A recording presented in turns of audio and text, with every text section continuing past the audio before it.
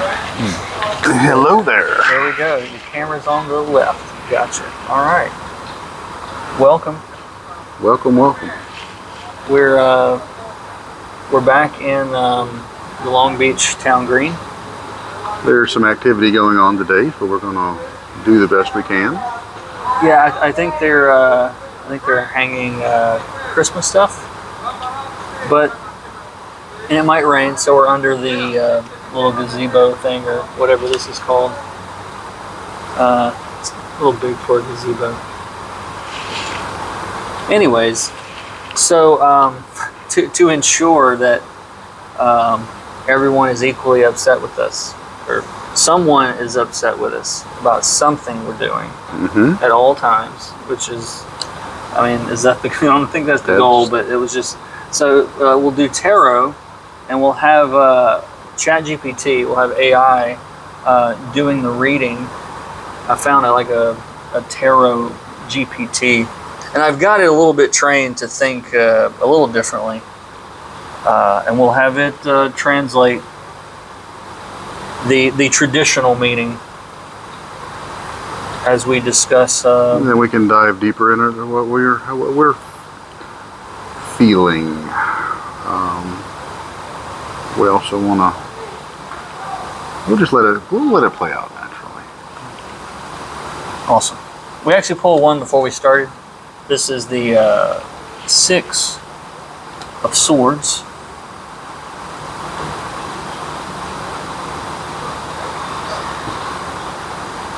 And hey, Miss ChatGPT, we just started a new reading, and we've got a Six. Hey there.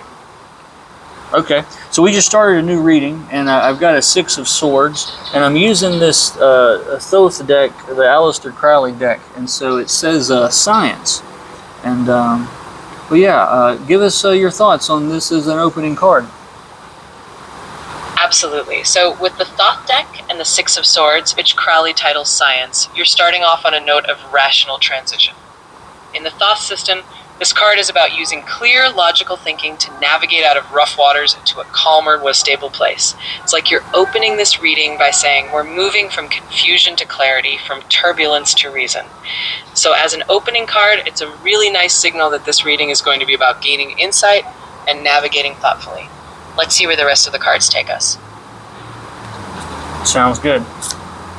We're now looking at the Devil. All right, diving into the Devil. In the Thoth deck, the Devil is all about earthly desires, attachments, and sometimes the illusions that come with them. It's not necessarily a negative card. It's more about recognizing where you might be bound by material things or where there's a pull of temptation. It can be about confronting your own shadows and figuring out what's really holding you in place. So with that combination, science leading to the Devil, you're moving toward not just clarity, but also a deeper understanding of what's been keeping you tethered.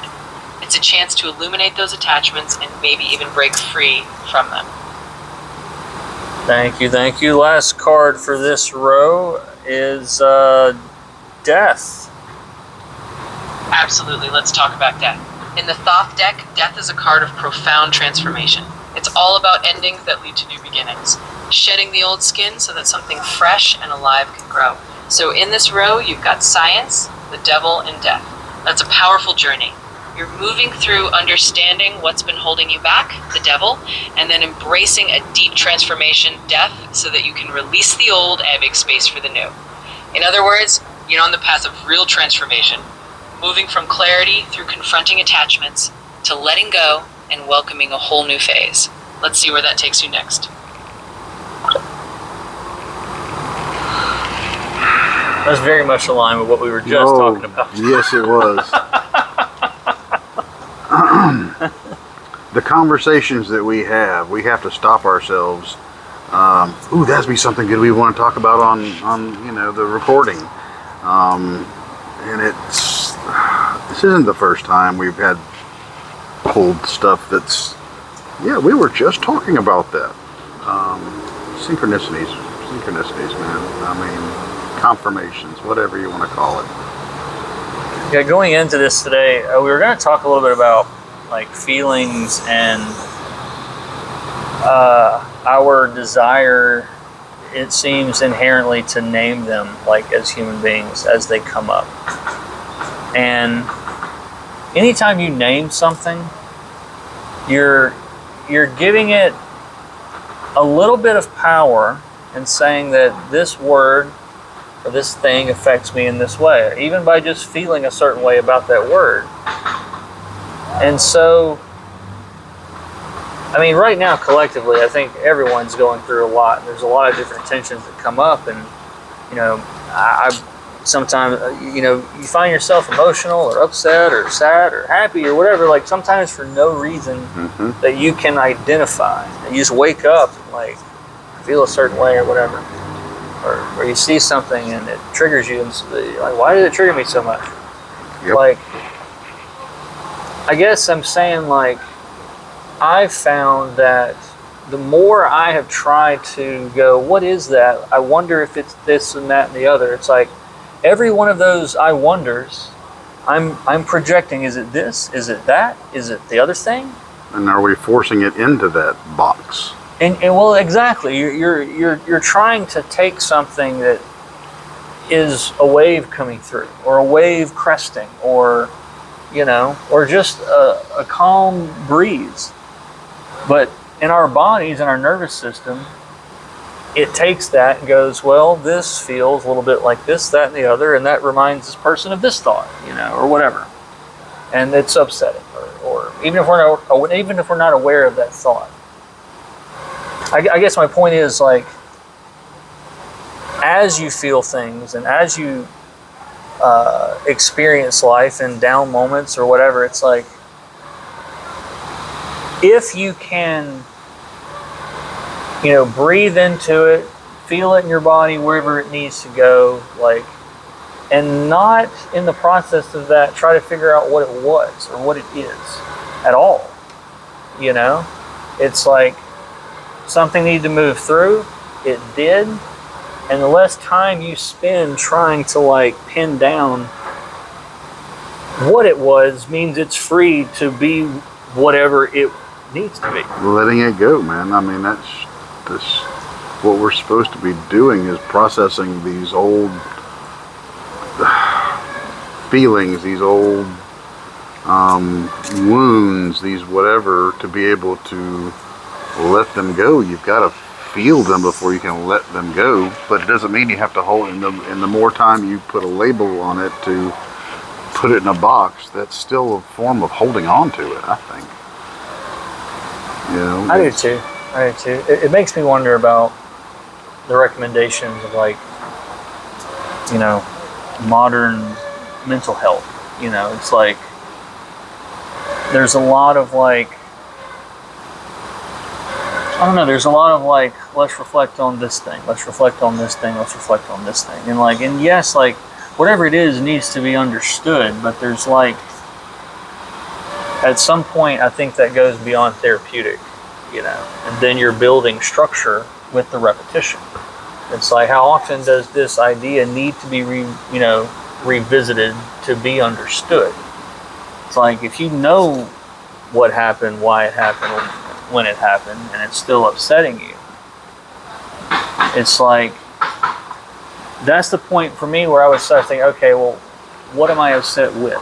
You know, is this a self thing? Is this, I'm guilty about something, I should feel a different way about this? Like, you know, is there something that needs to be forgiven, something that needs to be forgotten? Like, because if it's still triggering something, it's still there. I mean, we haven't fully dealt with it, and it's not like it's not like it's just gonna go away. When they say let it go, let things go, let things, you know, move on from it, doesn't mean that we forget that it happened.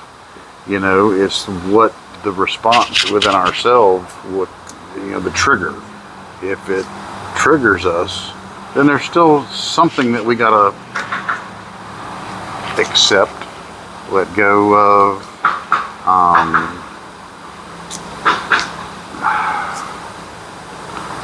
just acknowledge and understand why we feel that way, but not holding on to it, not dwelling on it, not circling back around over and over and over again. And I'm not trying to discount anyone's feelings for some severe trauma and stuff that may have happened in their life. But ultimately, they want to be able to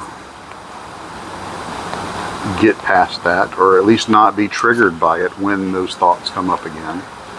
So by holding on to it too tight, we're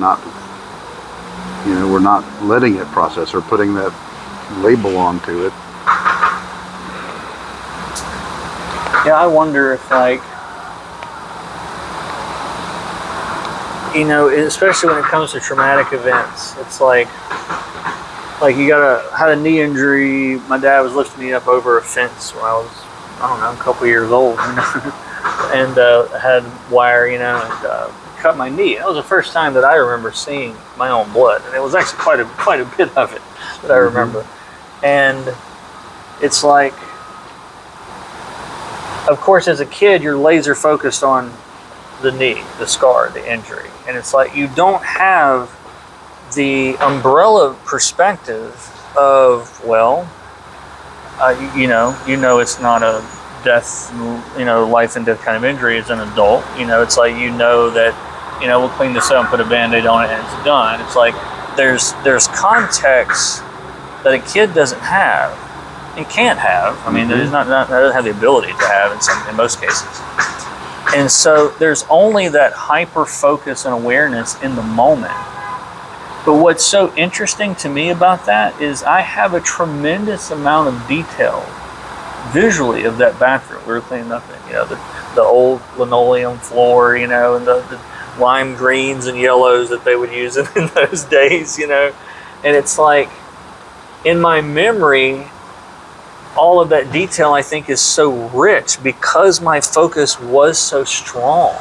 It's like, it's such an in the moment thing but I'm taking my entire awareness, my life, I think my leg's gonna fall off, whatever, and it's just like, so that creates this like echo that, like, it's picking up every detail in the room, the old, being door, hyper aware the crusty of stuff on the bathroom and on the floor you didn't clean. I mean, all of this tremendous visual detail that gets seared in, because what else are you going to do with it? Like, at that point, it's like, so your body is like, sending out these radar pings to your environment, and they're all coming back.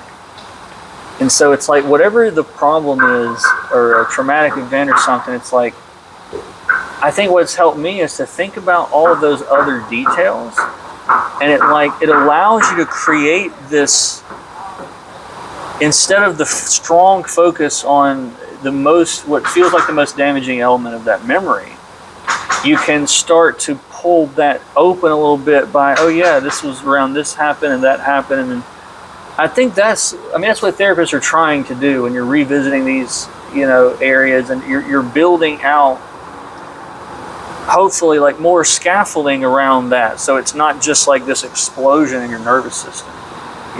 My knee doesn't know in that scar that it's not 1984 or whatever, like, it's like, well, this just happened, I'm still damaged from this, it's 1984, and has no idea what now is. Like, it's 2025, you don't have to hold that anymore. They're like, are you sure? I think the leg will fall off, is what I was told. The leg falls right off if I let go of this. This is directly from the man in charge, my 5-year-old understanding into my neurons. But that scaffolding, now, as we look back on it, that scaffolding definitely helps support, and the world's not going to fall apart. Right. Yeah. You can't have it without both. Yeah. Like, so yeah, we're getting somewhere. We're learning stuff. All right, I'm going to pull 3 more cards? Yeah, man. Let's do it. Let's see. How are we doing on time? 14 minutes. We're good. All right. I think she's going to say something first.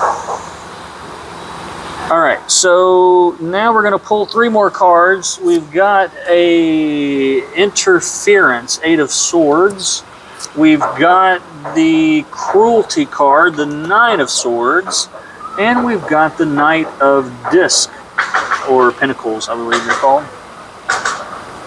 Absolutely. Let's dive into this next layer. Interference, the Eight of Swords. This is a card of mental entanglement. It's that feeling of overthinking, of being stuck in your own head, or feeling paralyzed by too many thoughts or external opinions.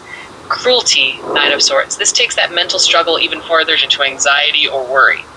It's that sense of inner torment, sleepless nights, or fears that keep cycling through your mind. Knight of Discs, or Pentacles, and here comes the grounding force. This knight is all about patience, steadiness, and practical effort. He's the antidote to all that mental noise. He says, take it slow, one step at a time, and you'll find your way through.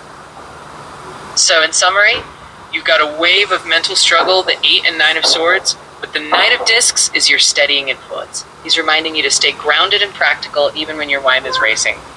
It's a message of finding calm through patience and persistence. Again, like, excuse me, it's like if each one of these is an aspect of us, then it's like this is flowing into a boundary that can contain these two problems, you know? Because this is structure. Like, that's material stability. And 10's a completion, you know? It looks like a silver lining on that ugly line of the other two. Not that they're ugly, but they're also stages.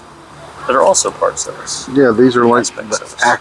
actiony, and this is the end result of the conclusion of it.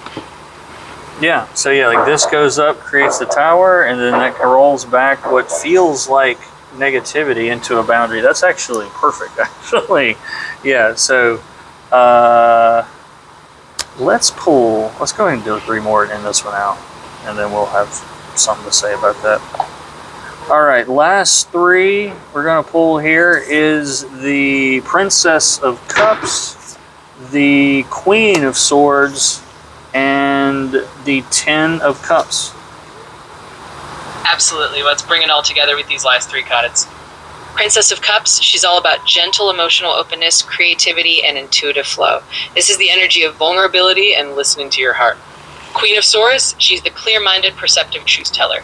She cuts through illusions and brings sharp insight. He's the balance of intellect and honesty, helping you see things as they truly are. And we come full circle to emotional fulfillment, joy, and harmony. This is the card of reaching a place of deep emotional satisfaction. So, moving from emotional openness, Princess of Cups, through clear perception and truth, Queen of Swords, and into a place of true emotional harmony and fulfillment, 10 of Cups. It's a beautiful closing arc. You're blending heart and mind to reach a place of genuine joy. And scene. Dude. It looked rough there for a stretch, man. Look at this. If you're this guy on this journey, right, and you don't read these cards the same way, I'm going to run through and show you guys all these, because I didn't show them as we went through. The Science, and then the Devil. So the second, if we take the wrong idea here, oh man, things took a bad turn. And then we see death. So of course, it's inevitable, right? Oh no. Not realizing this is also transformation. So, but we didn't take that. We thought, oh no, we were looking at interference. Something's going on. This isn't what we wanted. And then cruelty, we look like we've caged ourselves in. We've boxed ourselves in. There's nowhere to go. And then we realize that that is actually a boundary of our own creation. Our limitations or whatever. And so with that knowledge, and the fact that these are actually out of order, that went there, and that was there. So then you've literally got the initial potential of filling cups in the Princess of Cups. You've got the Queen of Swords, which is all about like, this is the truth of what's happening. And then all the cups are filled.